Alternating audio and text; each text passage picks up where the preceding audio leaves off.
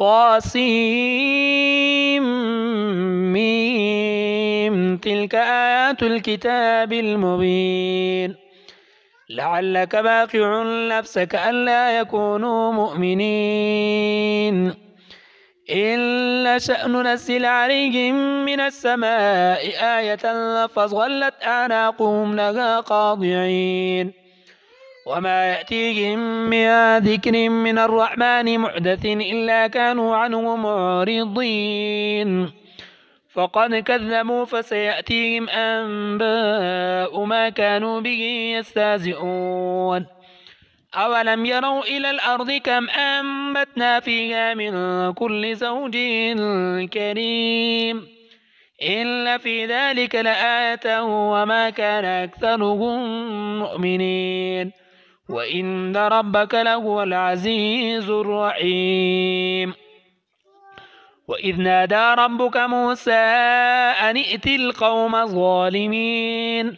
قوم فرعون ألا يتقون قال رب إني أخاف أن يكذبون ويضيق صدري ولا ينطلق لساني فأرسل إلى هارون ولهم علي ذنب فأخاف أن يقتلون قال كلا فاذهبا بآياتنا إنا معكم مستمعون فأتيا فرعون فقولا إلا رسول رب العالمين أن أرسل معنا بني إسرائيل قال ألم نربك فينا وليدا ولبثت فينا من عمرك سنين وفعلت فعلتك التي فعلت وأنت من الكافرين قال فعلتها إذا وأنا من الضالين ففررت منكم لما خفتكم فوهب لي ربي حكما وجعلني من المرسلين وتلك نعمة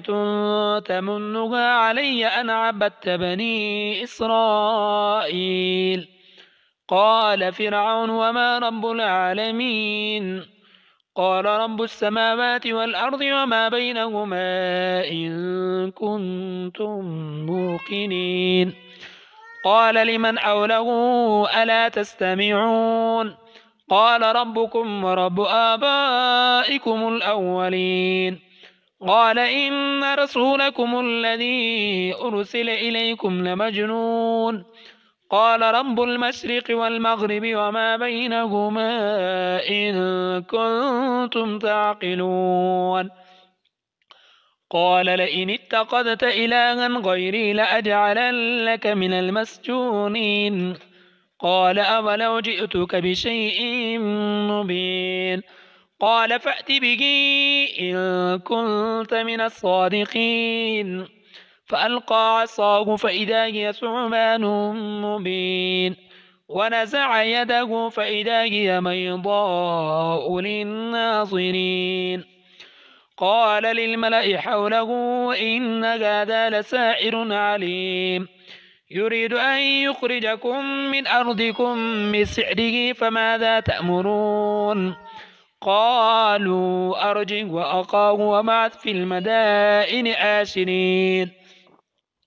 يأتوك بكل سحار عليم فجمع السحرة لميقات يوم معلوم وقيل للناس هل أنتم مجتمعون لعلنا نتبع السحرة إن كانوا هم الغالبين فلما جاء السحرة قالوا لفرعون أئن لنا لأجرا إن كنا نحن الغالبين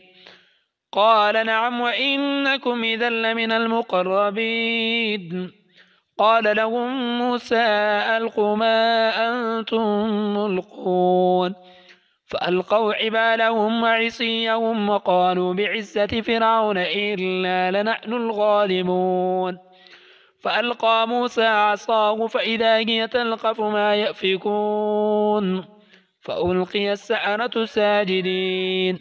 قالوا آمنا برب العالمين رب موسى وهارون قال آمنتم له قبل أن آذن لكم إنه لكبيركم الذي علمكم السحر فلسوف تعلمون لأقطعن أيديكم وأرجلكم من خلاف ولأصلبنكم أجمعين قالوا لا ضير إلا إلى ربنا منقلبون إلا نطمع أن يغفر لنا ربنا خطايانا أن كنا أول المؤمنين.